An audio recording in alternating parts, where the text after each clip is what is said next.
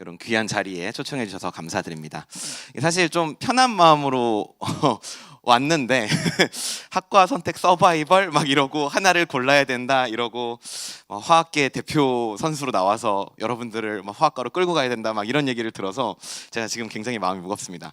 저는 제목에서도 보시다시피 통섭이라고 되어 있죠. 여러 분야를 이제 서로 크로스하는 그런 연구를 하고 있고 제 실제 삶의 궤적도 저런 쪽으로 걸어왔었기 때문에 어디가 옳다 이렇게 얘기하기는 좀 어렵다고 생각을 하고요.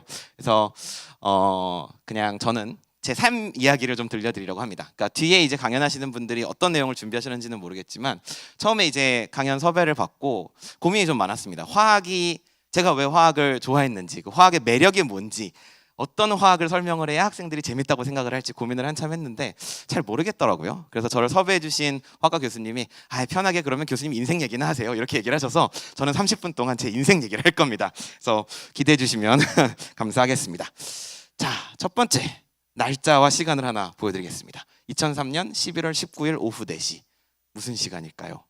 뭐 답을 말씀하셔도 상품은 없고 네, 2003년 11월 19일 오후 4시가 카이스트 화학과 학과 설명회를 2003년에 한 날과 시간입니다.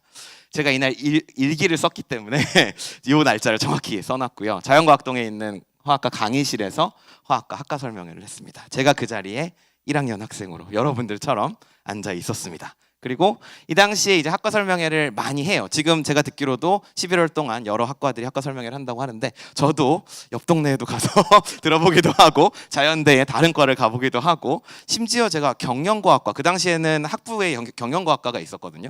경영과학과도 친구랑 같이 가가지고 듣기도 하고 뭐가 나의 진로에 맞을까 계속 고민을 하면서 학과를 결정하기 위해서 그때 이제 고민을 했었습니다. 그래서 제가 이런 경험이 있고 사실 이제 다른 연수원분들은 저보다 더 훌륭하신 분들인데 제가 하나 저분들보다 특이한 점이 아니면 독특한 점이 있다면 저 혼자 카이스트 출신입니다. 그래서 제가 이제 여러분들보다 이제 선배로서 그 해드릴 수 있는 이야기들이 있지 않을까 이제 그런 생각이 들어서 네, 이 카이스트 선배 제가 이제 03학번이니까요. 이제 20년 더 되는 선배죠. 저 선배는 어떻게 화학자의 길을 걸었는가 그 얘기를 참고로 들어주시면 감사하겠습니다. 자, 이야기의 시작은 중학교 때로 거슬러 올라갑니다. 뭐 이제 과학자의 꿈을 처음 갖게 되는 시기가 초등학교, 중학교 뭐 이런 때 아니겠습니까? 그래서 중학교 때 얘기를 좀 해드리면요. 제가 이제 중학교 생활을 하면서 이제 아직도 머릿속에 강하게 기억에 남는 게 이때 저의 인생을 바꿔놓은 한 번의 경험이 있습니다. 중학교 2학년 때였는데요. 과학 수업을 듣다가 원자와 분자라는 개념을 처음으로 배웠습니다. 제가 중학교 2학년 때. 그때가 아직도 저는 기억이 나는 게 교실에는 이제 오후 수업이었기 때문에 따스한 오후 햇살이 내리쬐고 있었고 이제 칠판에서 그 선생님이 막 그런 이제 원자와 분자 개념, 돌턴의 원자설 막 이런 얘기를 이제 하고 계셨어요. 저는 이게 너무너무 충격적이었던 게 이제 우리 주위를 보면 참 많은 물질들이 있잖아요. 그러니까 여기에 있는 이 테이블, 뭐 여기 바닥, 우리의 몸 이런 것들이 너무 다르게 생겼고 다른 성질들을 가지고 있는데 그게 한 120개 좀 안 되는 원소들이 이렇게 저렇게 조합이 돼서 만드는 분자들의 움직임으로 설명이 된다라는 게 저한테는 중2 최정모한테는 너무도 충격적인 일이었습니다. 저한테는. 그래서 이거 되게 재밌다. 과학이라는 건 정말 재밌는 거구나. 이 당시엔 뭐 물리화학, 생물 이런 거에 대한 구분은 잘 몰랐고 이런 세상이 있구나. 이런 거를 설명할 수 있구나라는 거에 제가 되게 깊은 그때 감명을 받았었습니다. 그리고 그 시기가 이제 또 어떤 시기냐면 이제 정재승 교수님이 활동을 시작하실 시기입니다. 지금은 이제 과학 대중화의 아주 이제 대부가 되셨지만 그 당시에 이제 정재승 교수님이 책을 막 쓰기 시작을 하셨어요. 심지어 카이스트 오시기 전이죠. 이때가 고대인가에 계셨을 때인데 그때 이제 물리학자는 영화에서 과학을 본다라는 책을 처음 쓰셨고 몇 년 지나서 이제 정재승의 과학 콘서트라는 책을 쓰셨는데 이 책 보신 분들 많이 계시죠. 아마 그럴 거라고 생각을 하는데 저도 이 책을 봤습니다. 초판을 봤죠. 저는 이제 개정이 돼서 이제 표지가 이렇게 예뻤고 그 당시에는 이제 조금 더 촌스러운 표지였는데 이런 책을 보면서 와 이렇게 과학은 너무 신기해, 너무 재밌어. 그러니까 뭐 이 책을 보면서 제가 막 물리의 어떤 막 그런 깊이 있는 세상을 맛봤다기보다는 과학으로 세상이 이렇게 설명이 되는구나. 그러니까 앞에서 원자들의 움직임, 그걸로 분자가 어떻게 만들어지고 그게 이 재료로 만들어진 세상을 설명하는 것처럼 물리학이라는 것이 또 이렇게 세상을 설명하는구나 라는 거에 제가 굉장히 감명을 받았었습니다. 그리고 뭐 많은 우리 또 후배 여러분들이 그러시듯이 중학교 때는 공부를 잘 하셨겠죠. 저도 공부를 곧잘 했습니다. 그래서 뭐 매번 전교 1등을 한 그런 친구는 아니었지만 뭐 간혹 전교 1등도 하고 이러면서 공부를 잘했기 때문에 그럼 나는 과학을 좋아하니까 과학고를 가야겠다라고 생각을 하고 이제 과학고등학교에 입학을 합니다. 그러고 나서 20년 더 됐죠. 2001년에 제가 고등학교 입학을 했으니까 23년 전의 저의 모습입니다. 그래서 저는 서울과학고등학교를 졸업을 했고요. 거기 들어가서 이제 과학 공부를 이제 원하던 과학 공부를 마음껏 할 수 있게 됐습니다. 내가 이제 마음껏 원하는 공부를 할 수 있어라고 생각을 했는데 이게 쉽지가 않은 거예요. 왜? 공부를 잘하는 애들을 모아놓으면 힘들잖아요. 여기 과학고 출신인 친구들도 많이 있을 텐데 과학고에 중학교 때까지 내가 진짜 전교에서 날고긴다 했던 친구들이 과학고에 들어오면 좌절하는 경험을 너무 많이 합니다. 제가 딱 그랬어요. 그래서 조금 부끄럽지만 이런 자료를 제가 가지고 왔습니다. 제가 요거 봐요. 생활기록부 이거 제가 저기 들어가가지고 다운 받은 거거든요. 딱 제 거부터 저희 연도부터 온라인에서 볼 수가 있더라고요. 그 전 세대는 볼 수가 없고 그래서 제가 다운을 받아가지고 이제 성적표를 떼봤습니다. 떼봤더니 이제 인상 깊은 한 자릿수 등수는 희한하게도 국어가 제가 한 자릿수 등수가 있고요. 그러니까 1학년 때 1학기, 2학기 성적입니다. 그리고 컴퓨터 과학을 제가 7등을 했었네요. 1학기 때는. 자, 여기서 이제 좀 몇 가지 알 수 있는 게 또 이제 제가 화학을 좋아했는데 그래봐야 이제 16등, 42등 뭐 이렇게 전체가 138명이니까 아주 막 인상적인 등수라고 하기는 좀 힘들죠. 뭐 아주 바닥을 깔진 않았지만 뭐 잘하는 과목도 있었고 못하는 과목 지구과학 보세요. 110등을 했습니다 제가. 그리고 여기는 안 썼습니다만 제가 그 윤리라는 과목이 저희 때 있었는데 윤리를 제가 135등을 했는데요.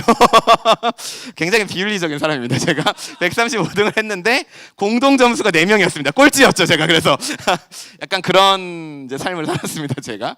근데 이 고등학교 때 제가 이 성적표를 이제 보면서 생각을 했던 게 내가 어떤 과목을 좋아했었지라는 생각을 좀 해봤습니다. 보시면 이제 화학을 제가 좋아했다고 했는데 사실은 이제 서울과학고등학교는 그 당시에는 이제 올림피아드 공부하는 친구들이 많았어요. 그 친구들은 이제 정말 이 과목을 파는 친구들이니까 그 친구들이랑은 경쟁을 할 수가 없습니다. 그러니까 화학 올림피아드 하는 친구들을 있고 뭐 물리나 수학, 생물도 다 그 경시대회 준비하는 친구들이 있었기 때문에 그들이랑 경쟁할 수가 없었죠. 또 어떤 친구들이 있었냐면 잠자고 먹는 시간만 빼고 공부만 하는 친구들이 있었습니다. 그런 친구들처럼 살고 싶지도 않았어요. 저는 뭐 그게 잘못됐다기보다는 제 삶의 태도에는 안 맞는 거죠. 그래서 나는 놀아야 돼. 밤에 이제 기숙사에 모여가지고 수다도 떨고 게임도 하고 마이티도 치고 막 이러면서 이제 즐거운 시간을 보내야 했기 때문에 공부만 또 할 수는 없었죠 저는. 그래서 그 결과 공부를 또 안 한 건 아니기 때문에 이런 이제 성적표를 받았는데 보시면 이제 좋아했던 과목들은 그래도 좀 이제 등수가 높은 걸 볼 수가 있습니다. 컴퓨터 과학을 제가 사실 중학교 때까지 뭐 정보 경시를 했거나 한 건 아니었지만 그래도 곧잘 했습니다. 좋아했고 제가 이렇게 컴퓨터가 내 마음대로 움직인다. 제가 여기 고등학교에서 C 언어를 처음 배웠거든요.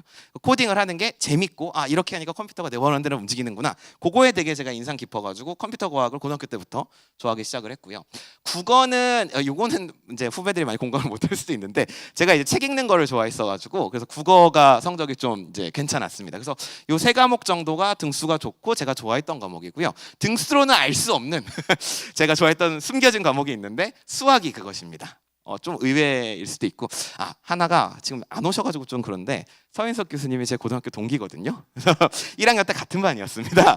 그래서 이제 서인석 교수님 같이 수학 잘하는 친구들한테 가서 막 수학 물어보고 막 이런 이제 친구였는데 수학을 제가 잘하는 편은 아니었지만 특히 이제 응용 문제 푸는 거를 좀 재미있어 했어요. 그러니까 막 5줄 6줄 문제가 있고 그걸 막 잘 풀어내가지고 수식으로 세운 다음에 문제 푸는 거 있잖아요. 그러니까 뭐 중학교 때를 예를 들면 소금물 20%짜리가 뭐 300g이 있고 뭐 15%짜리가 150g이 있을 때 섞으면 몇 프로가 되겠는가 뭐 이런 문제 있잖아요. 그런 거를 이제 저는 되게 좋아했었고 그런 게 약간 추리하는 것 같아서 그런 거에 이제 흥미를 많이 느꼈었습니다. 그게 이제 저의 이제 고등학교 생활이었고 정재승 교수님 책을 좋아했던 거에 치고는 제가 물리는 뭐 엄청 못한 것처럼 보이진 않는데 절반 정도 했죠. 근데 물리는 좀 싫어했습니다.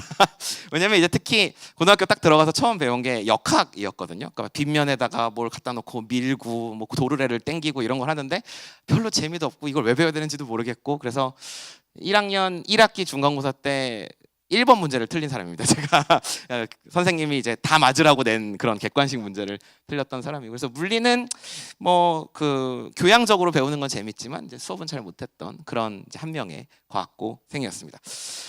자, 그랬습니다. 근데 이 시기가 어떤 시기였냐?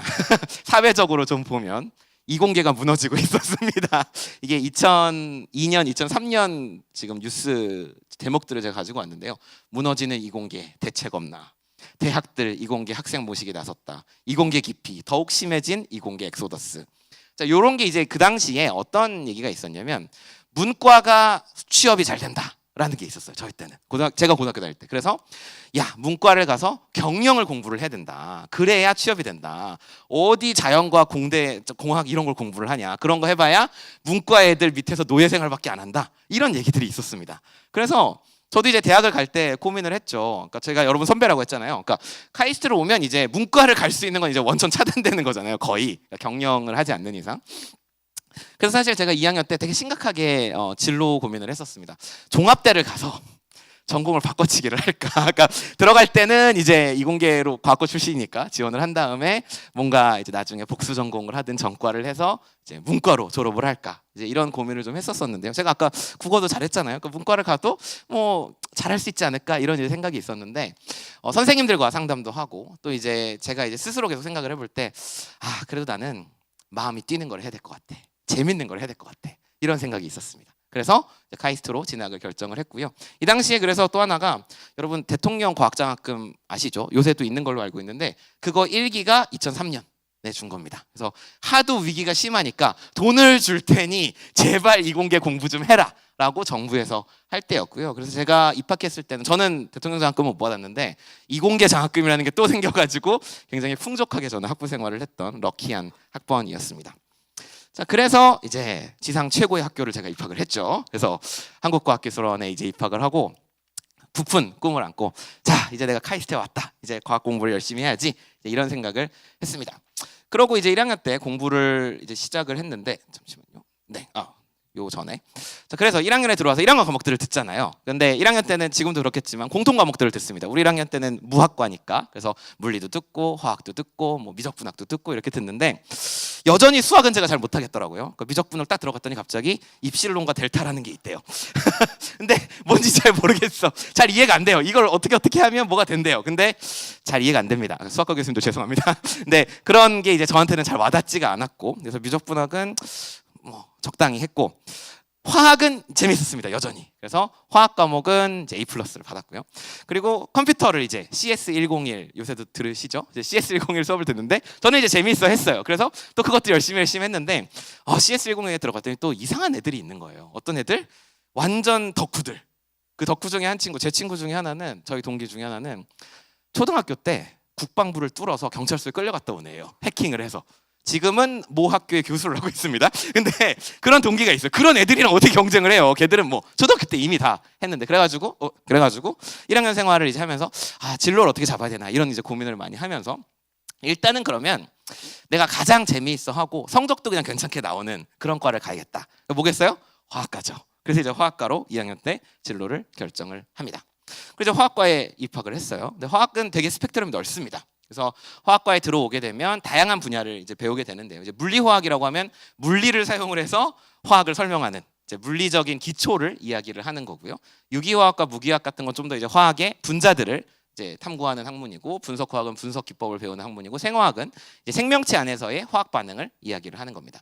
요거를 다 배워야 돼요. 이제 화학과에 들어오게 되면. 근데 보시면 물리화학은 되게 물리학에 가깝고 생화학은 생물학에 가깝습니다. 그래서 어떻게 보면 이제 배우는 스타일이 되게 다양한 거죠. 그러니까 물리화학은 물리과가 공부하듯이 공부를 해야 점수를 잘 받을 수 있고 생화학은 생물과가 공부하듯이 공부를 해야 잘 받을 수 있고 유기학이나 무기학은 또 화학과 나름의 또 그런 이제 로직을 잘 익혀야 공부를 할 수 있는 그런 것이었습니다. 근데 2학년에 딱 들어오면 아마 요새도 그럴 것 같은데요. 그렇죠, 교수님들? 물리화학, 유기화학, 분석화학을 2학년 때 배웁니다. 배우고 실험을 2개를 들었어야 됐어요, 저희 때는. 근데 2학년 1학기 때 이 3개를 듣는데 뭔 소리인지 잘 모르겠는 거예요. 그러니까 내용이 어렵다기보다는 이 3개가 분명히 내가 1학년 때는 재밌어요. 화학이 재밌었어요. 그래서 화학은 이런 거야라고 내 나름대로 생각한 게 있었는데 물리화학에서는 갑자기 뎁다 미분 방정식을 풀기 시작을 하는 거예요. 이게 뭐야? 이게 미분 방정식 배운 적도 없는데 막 교수님이 또 약간 천재과 교수님이셨거든요. 지금 은퇴하셨으니까 제가 조금 그렇게 얘기할 수 있는데 갑자기 막 이런 건 할 수 있지 그러면서 뭐 3n 디멘전에서 적분을 해보자 막 이런 얘기를 하는데 n은 몰수 막 이런 얘기를 하세요. 응? 예, 삼중적분도 잘 못하겠는데 무슨 소리지? 막 이제 그런 식으로 이제 멘붕을 했었고 유기화학을 들어갔더니 얘는 좀 일반학이랑 비슷하기는 한데 뭔가 외워야 될 것이 많고 나는 잘 모르겠는데 내 친구는 다 보인대요. 막 길이 보인대. 이게 반응이 어떻게 일어날지 막 자기는 보이는데 나는 하나도 안 보이고 나는 다 외워야 되고 약간 그런 게 있었고 분석화학은 그냥 여러 가지 분석 기법을 계속 배우거든요. 이것도 약간 암기와 그리고 계산이 엄청 많이 들어가는 과목인데 셋 다 이게 내 취향이 아닌 것 같은데 약간 이런 생각을 제가 했습니다. 그래서 2학년 1학기 때 이제 과를 정해놓고는 고민을 심각하게 했어요. 아 이게 내 길이 아닌가벼. 내가 전공을 잘못 선택했나 보다 이 생각을 했습니다. 그러고는 아 전산학과로 갈까 하면서 제가 이제 옆 동네를 기웃거리기 시작을 했습니다. 근데 그러다가 고민 끝에 아니야 그래도 화학과에 한 번만 더 기회를 주자 하고 2학기까지만 다녀보고 결정을 하자라고 제가 생각을 했습니다. 그리고 2학기에 딱 들어갔더니 물리화학 2라는 과목에서 이런 걸 배웁니다. 물리화학 2가 원자가 어떻게 분자가 되는지를 배우는 과목입니다. 양자역학을 사용을 해서 지금도 그렇죠. 아니 순서가 바뀌었나요? 지금 순서가 바뀌었군요. 그 당시에는 이제 2에서 양자역학을 기반으로 어떻게 원자들이 조립이 돼서 분자가 되는지 그 미스테리를 설명을 해주는데 너무 재밌는 거예요, 진짜. 근데 이게 교수님이 인플루언서셔가지고 막 흡입력 있게 말씀을 하시는 스타일은 전혀 아니셨어요. 저희 교수님은 역시 은퇴하셨는데 굉장히 차분하시고 점잖으시고 목소리 톤이 일정하시고 낮으십니다. 그래서 여기서 슈레딩거 방정식을 풀면은 그 해가 이렇게 나오는데 이런 식으로 말씀을 하세요. 그걸 1시간 15분 동안 하십니다. 똑같은 속도로. 그래서 반 이상의 학생들은 다 잠을 자요. 왜 2학년 때는 다 피곤하잖아요. 그래서 이제 다들 피곤하니까 그냥 잠을 자고 깨어있는 몇 명 중에서 이제 과제를 하고 있지 않은 몇 명이 이제 수업을 듣는데 그 중에 하나가 저였습니다. 저는 교수님이 그렇게 지루한, 죄송합니다. 그 겉보기 성질로는 이게 교수님의 강의가 매력적이라고 느끼기 어려운데 내용을 들어보면 너무 재밌는 거예요. 막 인사이트가 막 있고 제가 궁금해하던 원자들이 어떻게 붙어서 분자가 되는지 이게 설명이 된다는 게 너무너무 신기했습니다. 그래가지고 이 길이 내 길이다. 화학과를 가야겠다. 내가 포기하지 않고 계속 해야지 라고 생각을 했어요. 그리고 이 과목이 제 인생을 많이 바꿔놨던 게 이러고 났더니 이제 궁금해지는 거예요. 이게 물리과로 대입을 해서 얘기를 하면 물리과에서 3학기에 걸쳐서 배우는 내용을 한 학기에 배웁니다. 이게 화학과가 대단하다 이 얘기를 하려는 게 아니라 압축을 해서 배우다 보니까 아주 기본적인 원리들을 그냥 언급만 하고 넘어가요. 이게 이런 식으로 양자역학이 있으니까 우린 이걸 이용을 해서 이런 문제를 풀자. 이걸 이용을 해서 수소 원자가 어떻게 되는지를 보자. 이런 거예요. 이제 화학과는 더 관심이 있거든요. 근데 그러니까 좀 펀더멘탈한 걸 배우고 싶은데 이제 이런 생각이 드는 거죠. 그래서 금단의 책에 손을 대게 시작을 합니다. 네. 그래서 요건 제 아들이고요. 제가 직접 찍은 사진이고요. 옛날입니다. 지금은 이렇게 귀엽진 않은데 3살 때 찍은 거 지금 이제 6살이 됐는데요. 3살 때 제 아들이 했던 그 하루의 루틴 중에 하나가 아침이 되면 일어나가지고 지금 머리 뜬 거 보이시죠? 일어나자마자 아빠 서재에 가요. 그러고는 이 책을 뽑아가지고 첫 페이지를 펼치고는 덮어요. 그러고는 나가요. 이 의식을 매일, 왠지는 모르겠어요. 지금 물어봐도 기억도 안 난대요. 근데 그 당시엔 이 의식을 매일 거행을 했어요, 얘가. 그래서 야, 그 책은 안 돼.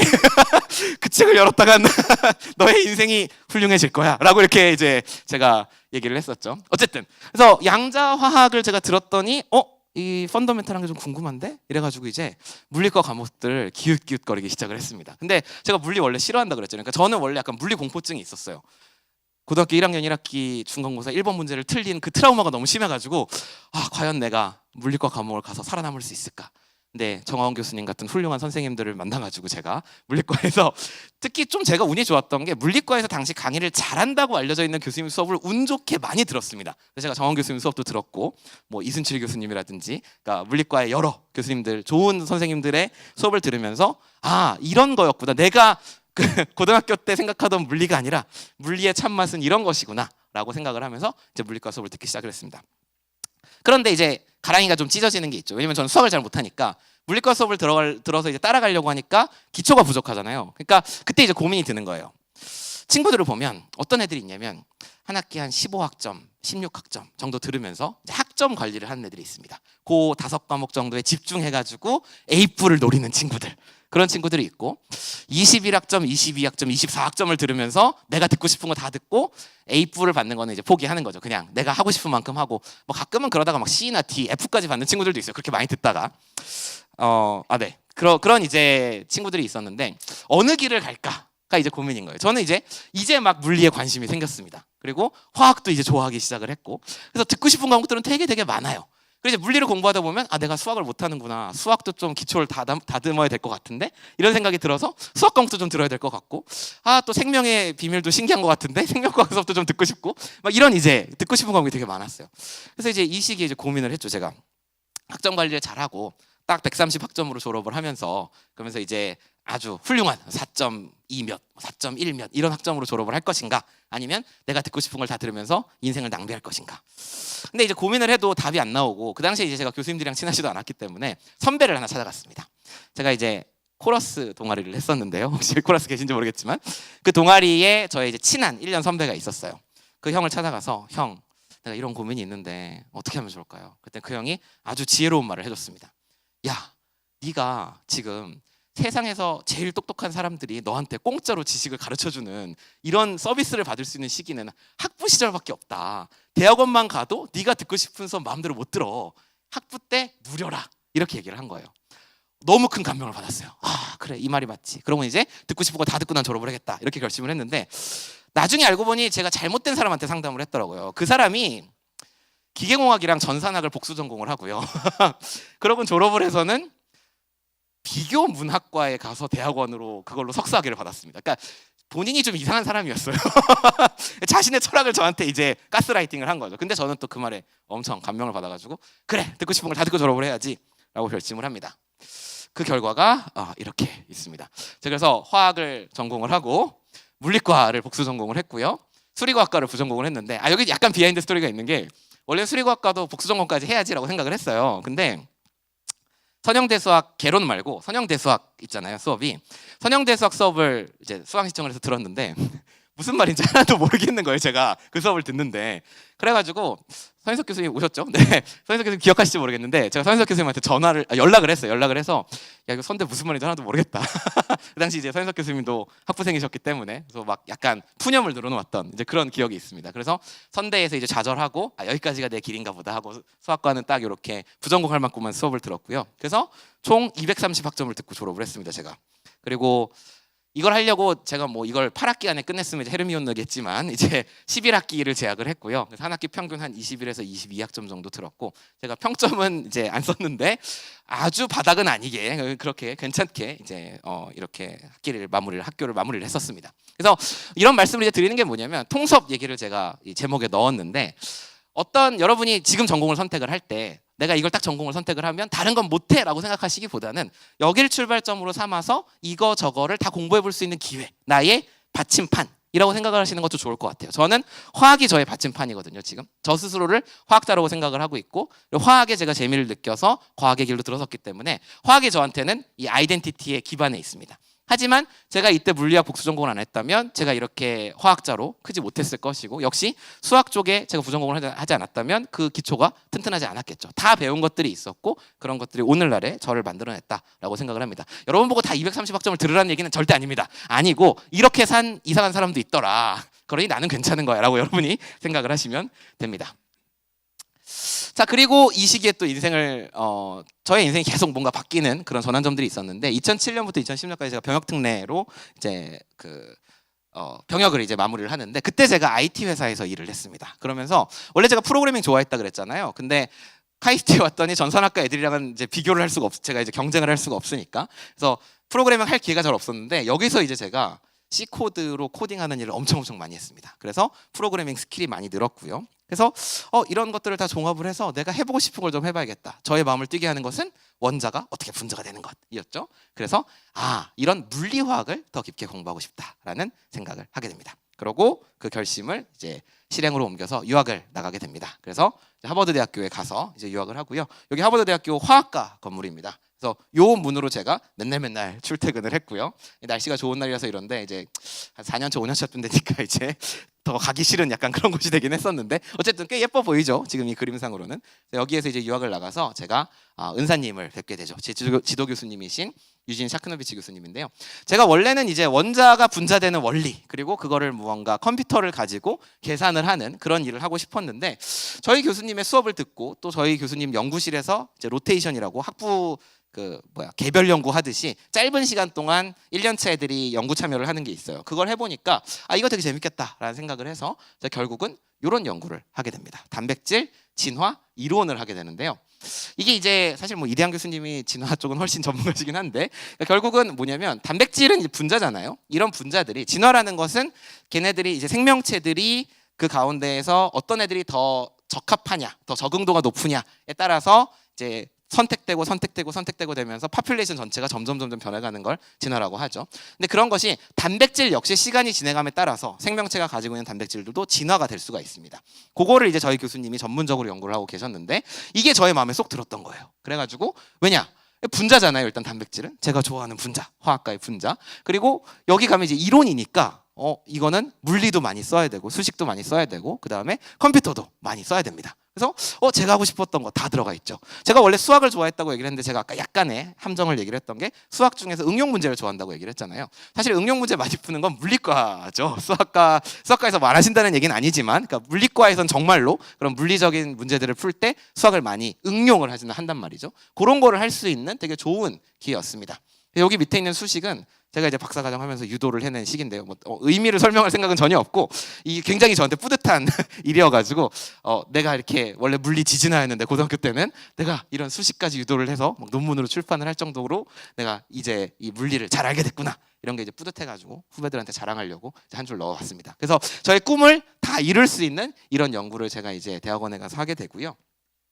그래서 이제 저의 인생의 족적을 한번 살펴보면 여기가 제가 카이스트에서 화학과 물리를 복수 전공으로 이제 졸업을 했고 그래서 화학 박사를 받고 나서는 단백질을 연구를 했으니까 이걸 응용할 수 있는 분야로 갑니다. 그래서 미국의 워싱턴 유니버시티 인 세인트루이스라는 대학교에서 의생명공학과의 연구원으로 있으면서 이 생명체 안에 있는 단백질이 이용되는 그런 여러 가지 연구들을 이론적으로 수행하는 일을 했고요.